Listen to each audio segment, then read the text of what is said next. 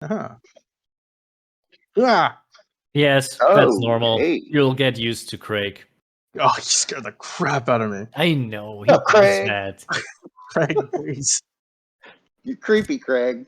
Yeah, that's how we usually approach Craig, whenever I record anything with him. Oh, really?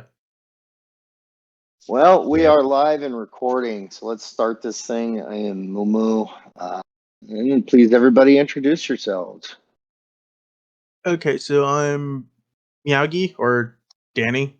I have my name out. I'm not really secretive about that. Obviously, Yep. I am the marshal for LGE and in 118. Okay. And then yeah, that's it. Awesome. So Alpha. I'm not Maltha. I'm from LGE. I'm a resident lore monkey, apparently, so congratulations. Oh, I am Basket Case, founding member of Dreadhost, formerly Horus, Army of Horus, AOH. Long time since we used that one. yeah. I'm glad to have you. Thank Nice you. to meet you. And Well, I know more guys. is silenced. And more Yeah. lore from the Dread Host. Okay. Welcome. Welcome, guys. Well, okay, the so purpose- we'll go yeah. lore, right? Yeah, the purpose today is we're going to talk a little lore, and we're going to lead with that, guys. And then after a few minutes, we're going to jump right into talking about this merger that's coming up in a few days. So we will turn it over to our lore master, Nightmare Alpha. So, I was today asked to talk about Space Wolves, I guess. So what I always like to have like a few questions. Like, can you give me some questions, some pointers where you want to start? Moo? You had the ideas. Yeah. Well, I think, with our time that we're going to take today, we want to kind of cliff notes the Space Wolves to current. We've got a lot of newer players that we've got a good mix in S118 of guys that are new to 40K and some old dogs too. So it'd probably be a good idea to just brush us up to current, I think. We don't have to talk about every little bone that Lehman chewed. Okay. Yeah, no. Okay. So, well, Space Wolves. What are the Space Wolves? For the most part, they're just like space Vikings, like honorable warriors in search for great challenge who fight, in packs for the most part.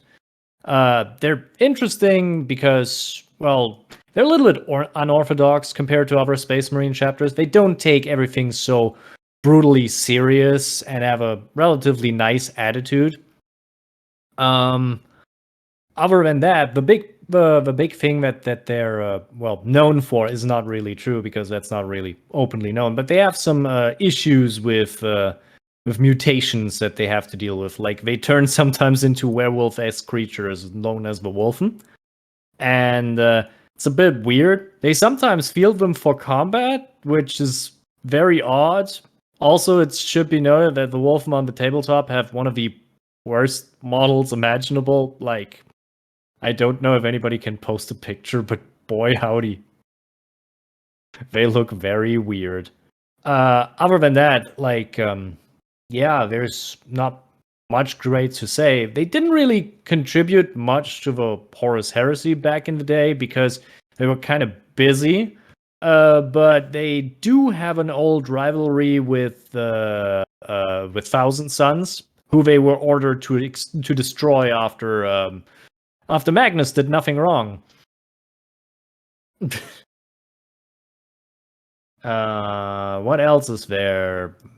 I don't really know where to go. Any questions first? Oh, a few. About that little Prospero incident. What exactly did Magnus do? And what did Lehman do? Okay, so it goes like this. So originally, it was that Magnus tried to apparently contact the Emperor, but he couldn't do it regularly, so he sent him a psychic message that apparently massively messed everything up when it came to the Emperor. And so he believed them to be fallen to the chaos, so he ordered Lehman Russ to exterminate them. Because, traitors. And considering that they were relatively close compared to that, because they had just returned to their homeworld from a campaign, they were basically starting this war. And they did pretty bad. As a result, I think Magnus dragged Prospero into the war, but I'm not fully sure on that. Had to look this up, but yeah. They're still pretty on pretty bad turns, and the Thousand Suns still try on regular occasions to destroy the Space Wolves, even on their own homeworld. It's kind of weird. That happens rarely with other Space Marine chapters. So everything What do just you- started on a bad message, and then just devolved. Yes. It's also mostly because Magnus interrupted one of the biggest plans the Emperor had with building his own webway. So that got completely messed up. Didn't he basically call the Emperor kind of, psychic collect and unleash chaos in the Imperial Palace? Yes, yeah, that's also one of the bigger problems. But he had the Custodes around. It's not that big of a deal. And those guys are awesome. Don't want to offend anybody in Dread Hosts. Custodes are rad. Absolutely not. No, I like them a lot.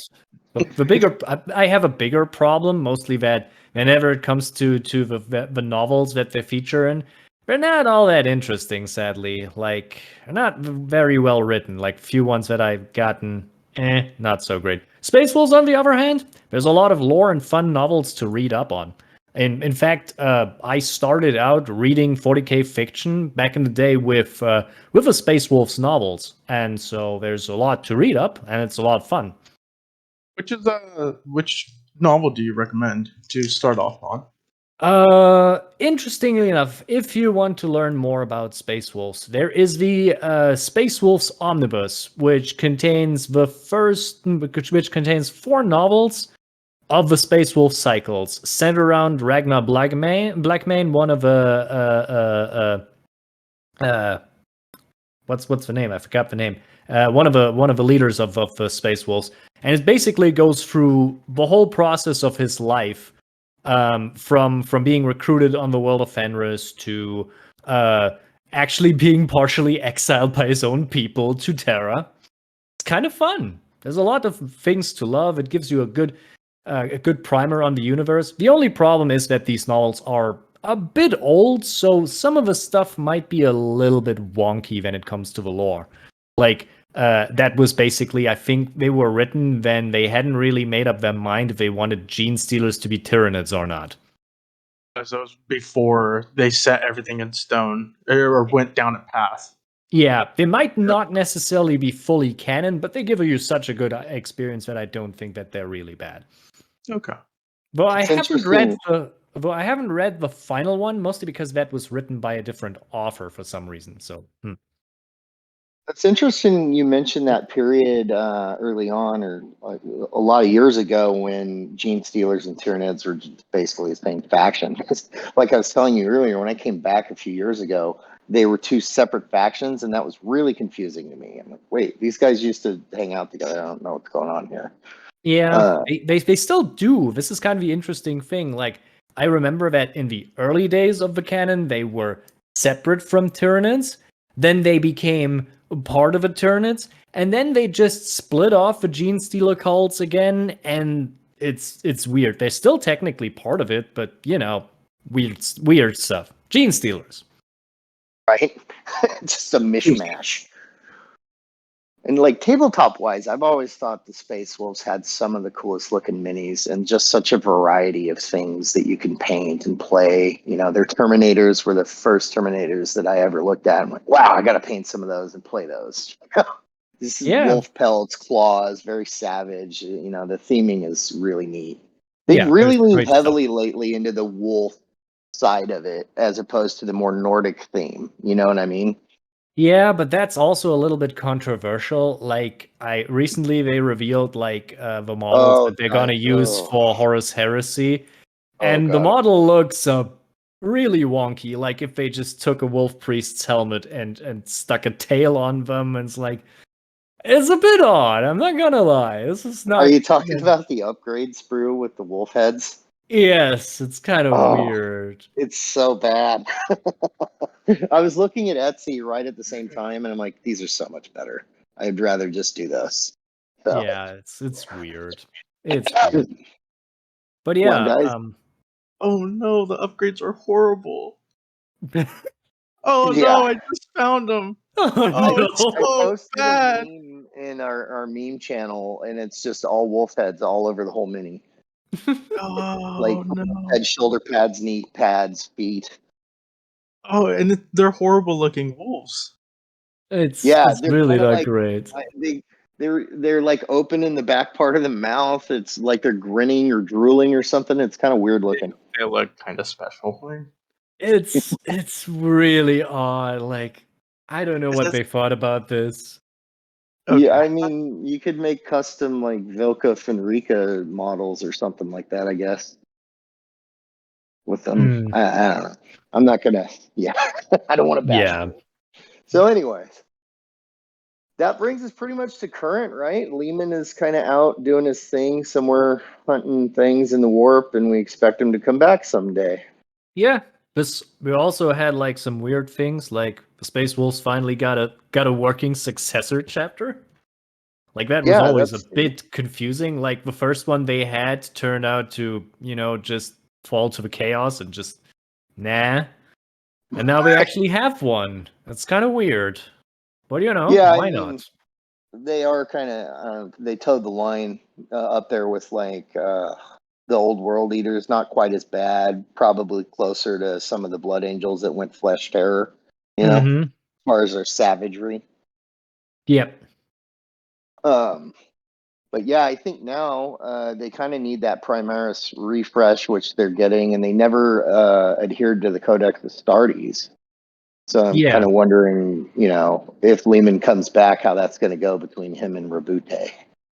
Yeah, the other thing is also that I think like the Codex Astartes is going to be reworked right about now because there's no real numbers limit right about now on any chapters or things like that, as far as I can tell. It seems like right now, Gilliman needs every soldier under his command, so I don't think he can really afford to enforce strict chapter rules right now.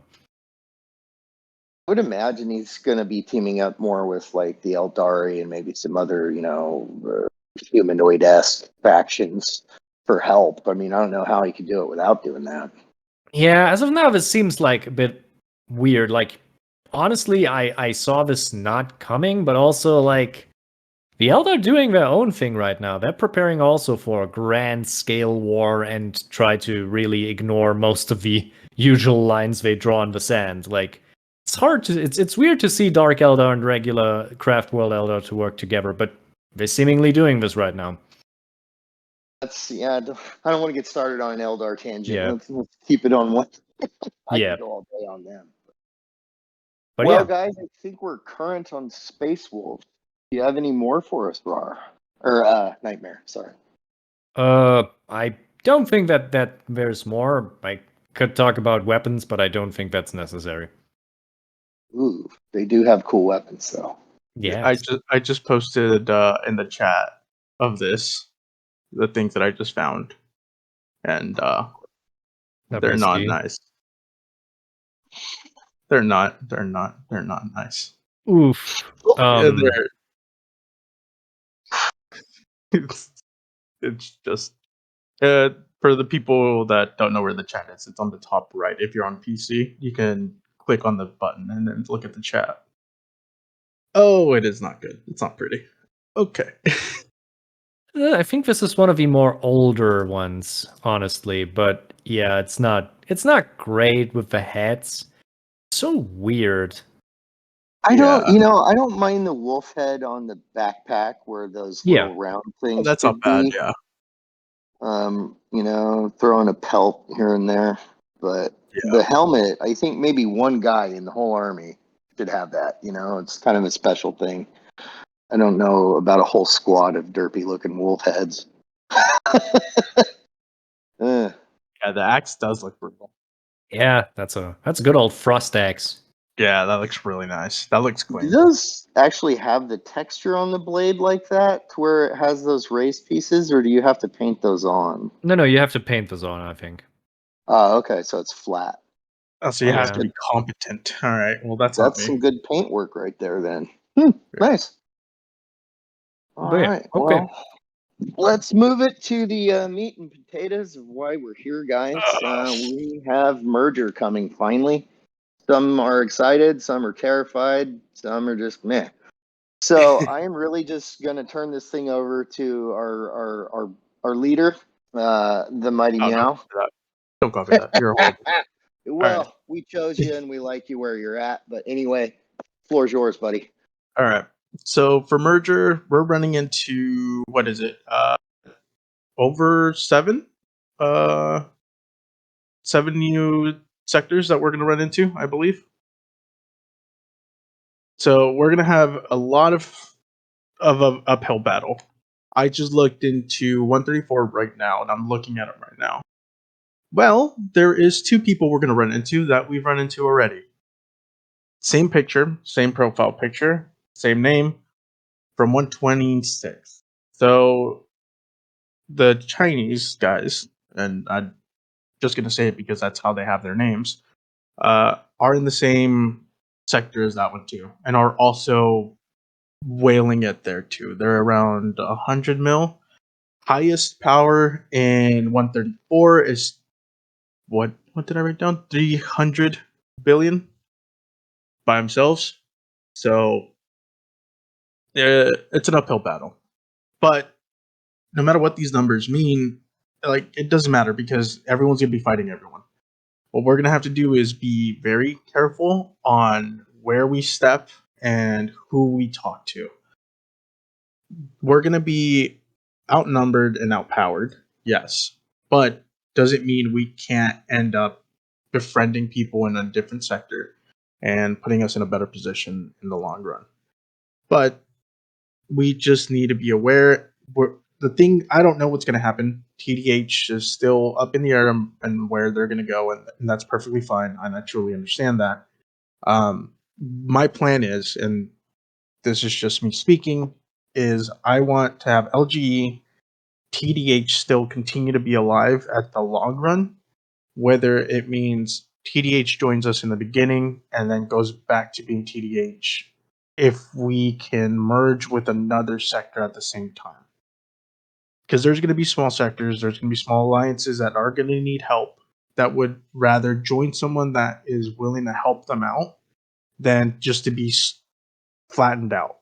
But from what we learned yesterday in a little fight between us and TDH over a fortress, with 8 people that they had, me and Weevil, just 2 BB40s, essentially just powered through it with only minimal losses. And that's terrifying in the grand scheme of things of TDH being by themselves.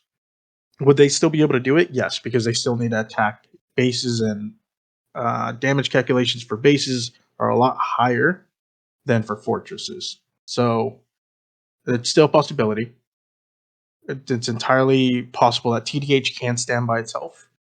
So I truly believe that if TDH does decide they want to be on their own, I am all for it. We will try to protect you guys as much as possible.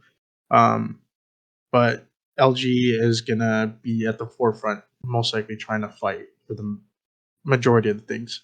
For farms, I'm going to be pulling LGM. LGM is going to be dissolved. LGM is not going to be a thing in the new sector. Ass, I think, is going to turn into our new farm area. So we're going to be separating those. But most of the alliances that we see today are no longer going to be a part of what we're going to see. No matter what happens, I am going to continue to place it into the hands of all the leaders at the same time, not just me. Whatever we decide to alliance ourselves with another sector or someone else, we will all put it to a vote. There's no way that I'm going to be making deals or any sort of thing without anyone else knowing. That being said, we're going to continue to have our secret message boards in Discord. So if they do join our Discord, they can't see it.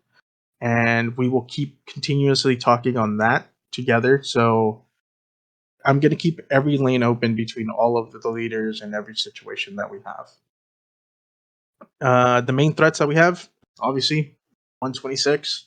They already know us. They already know that we don't like them. They also know that I already had conversations with them that they didn't like. So I might have put a target on our backs, and I don't hope not, but it is a possibility.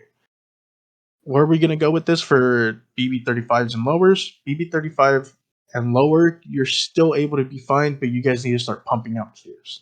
If you're not able to make it at 35, start pumping out T1s and a bunch of T4s, most likely.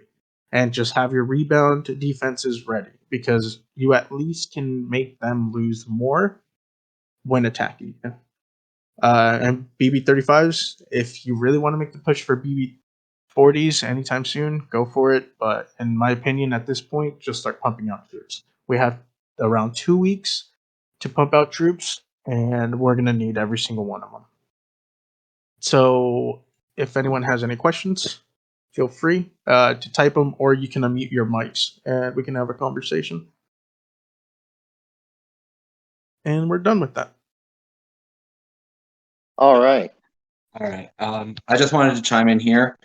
What we've discussed in the TDH Discord is we do intend to keep banded together, and we want to kind of try and group some of the smaller alliances that are going to be joining our channels or joining our sector merge. And hopefully we can start recruiting from there. As well, a lot of our players have agreed that they really enjoyed their time in LGE, and there's a lot of benefit in moving their strong players there, particularly for the first events, and then keeping TDH alive, even if we become a farm. Yeah. We still want to stick around. We still want to be there, and that's something I'm not giving up. Is my colors here. I didn't come from Maelstrom, and I'm gonna stick to it. my plan is I don't want TDH to just become a farm. What I want TDH to become is us pushing forward in LG, whether we do take part in major battles or whatever. It'll happen. Whether we alliance ourselves with another sector, it'll happen. But I want TDH to still be alive in the sense that I want it to be an alliance. I don't want it to be just a farm with just nothing but farms. In the beginning, it might turn into that. But what I do want TDH to be is when we alliance ourselves with another alliance, they bring players into that area that are willing to play, whether they be small or not, but it'll continue to push forward.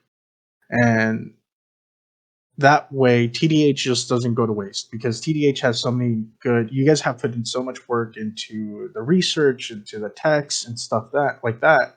To make it into just a farm alliance is kind of wasteful. At that point, I wouldn't like that. So for the beginning, I do believe merging together is our best bet.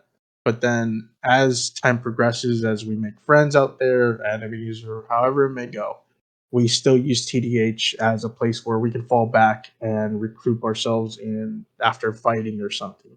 Like a way where we can still have TDH being viable in any fight, in any situation. And whenever you guys say, hey, LG, we want to go back and do our thing, you guys are more than welcome to go back. And that's my plan for that. I don't plan on you guys having to give up all your, situations with us and all of that. Sounds good. Alpha I'm says, excited. yeah, I'm excited too. Alpha says, the thing is textured. Moo? Yes, it is. I had to look it up. I thought like, hey, Oh, some of wow. the other models looked out. But yeah, it has a texture. This makes it a little bit easier to do. Yeah, that's just a quick, base coat and dry brush. Pretty easy. Yep. Nice. All Thanks for looking that up, man. Yep, sure. All right. Do we have any other questions for that? Yeah, I have a couple. It's more strat related. Mhm.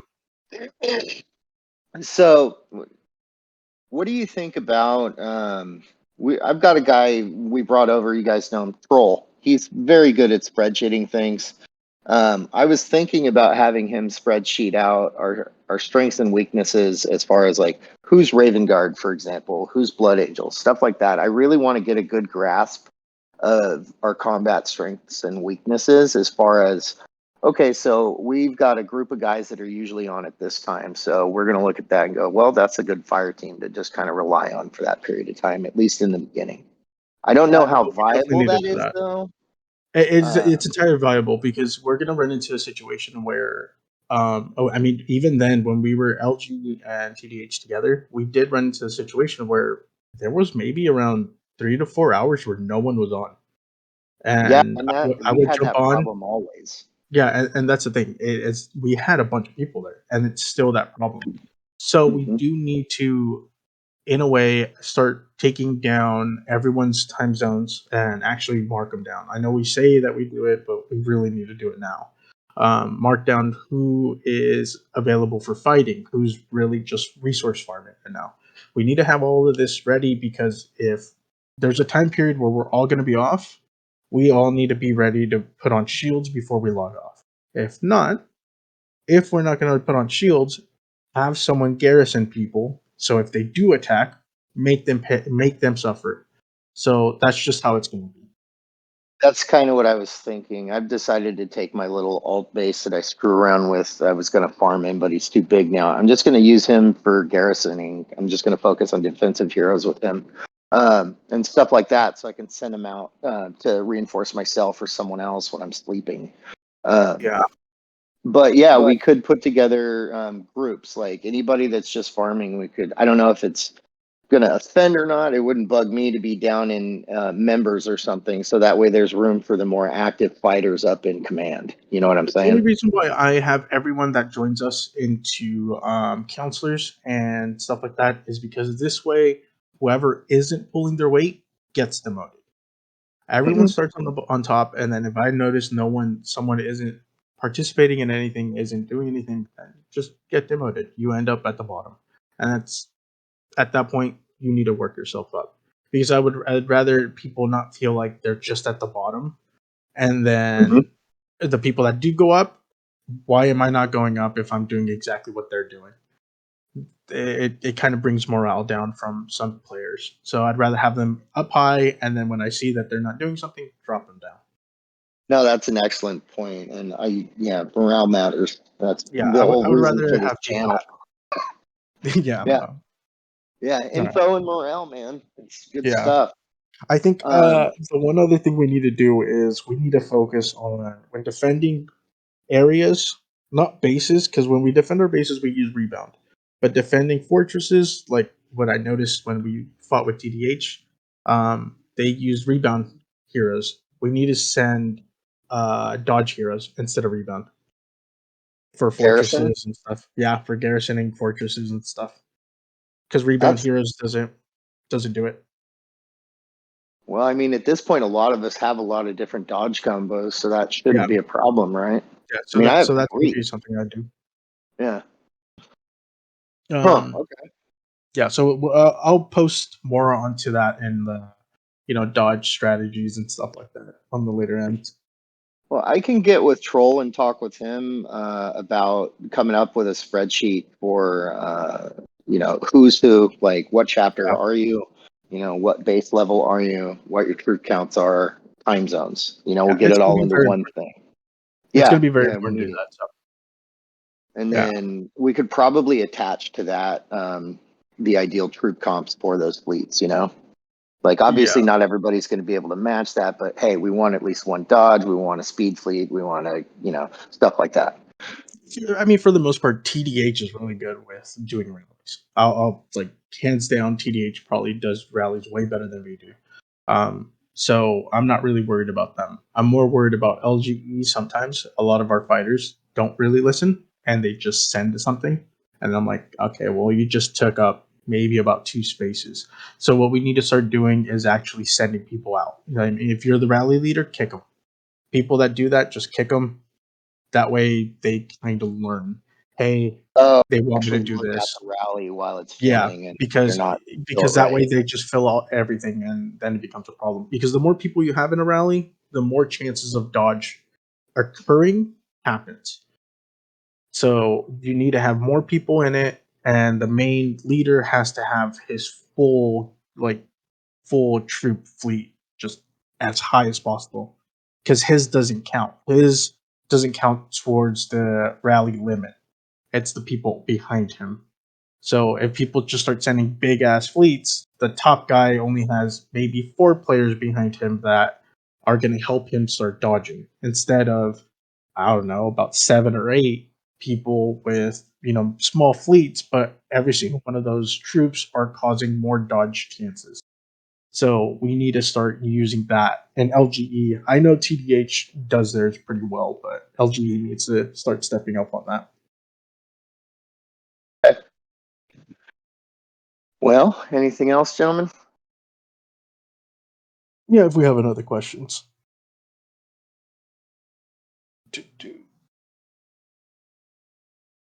Basket Case said he had to go. I mean, he left when we were almost done, so.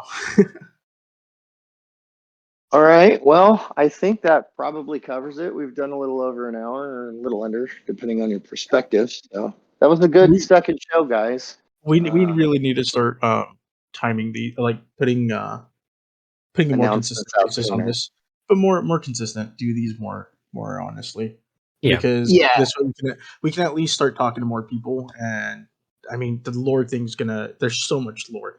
It's Yeah, gonna be honestly, like years. Alpha, I think at this point, you are more brushed up on that stuff than all of us combined, I would say. So just pick stuff you want to talk about that you think is going to be relevant. I trust you. I mean, I think what would be nice would be Alpha picks something that he wants to talk about. He tells Mhm. us, and we just spend, let's say, like the week trying to find like questions and stuff.